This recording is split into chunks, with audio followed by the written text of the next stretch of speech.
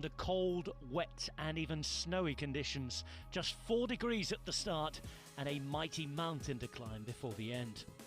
Starting in Sion and heading up to Tion 2000, over 2,000 meters, a gigantic 20-kilometer long climb coming after another 15 k's long just before the finish.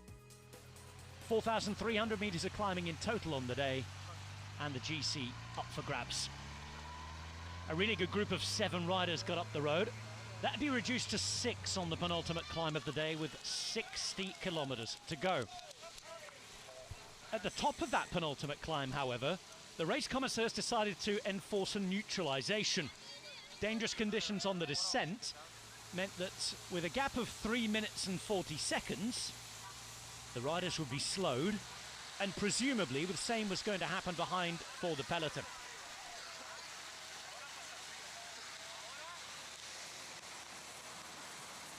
Marc Soler was in the race lead, and once the peloton were allowed to begin riding again, the gap was well above 5 minutes. Possible controversy as they started the final climb of the day.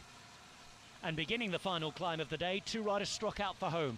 Magnus Cort in the pink, sitting at just 53 seconds from the overall GC lead of Marc Soler, and hoping to pull off the heist of the century. Petilli was with him. Soler was isolated, only 2 domestiques left. 9 k's to go. Cort went for it. Gap still over 4 minutes at this point. By the time he got to 4 k's to go, Lucas Hamilton and Mike Woods would strike out. That would draw out Ben O'Connor, Fausto Masnada, and Soler, already isolated, would be in trouble. Cort would start to slow up with 4 k's to go, his challenge disappearing, Petilli catching him but not really improving himself. That will provide the opportunity for Woods to search for a stage win. The Israel Startup Nation man looking in brilliant form for the last month or so, and taking advantage of it here. Geraint Thomas went out on the attack behind as well, looking in the best form for the last few years. 3 years since his last victory, which was at the Tour de France. He'd catch Woods with 2 kilometers to go. Behind, Soler would be losing time. O'Connor still looking in the game and almost really getting across. Inside the final kilometre, Woods and Thomas would hold off Ben O'Connor. And then with 100 metres to go, approaching 50 metres to go, this happened. A bizarre incident.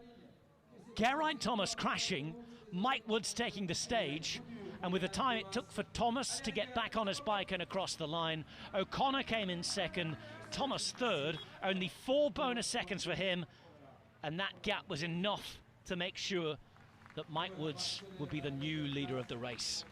Soler coming in at 51 seconds, he would drop off the podium with just the time trial still to come.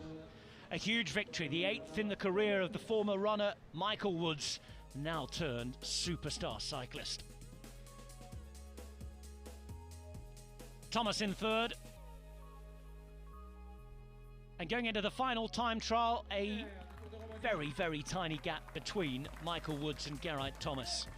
Woods in the leader's jersey and hoping to secure his first ever GC prize of his career.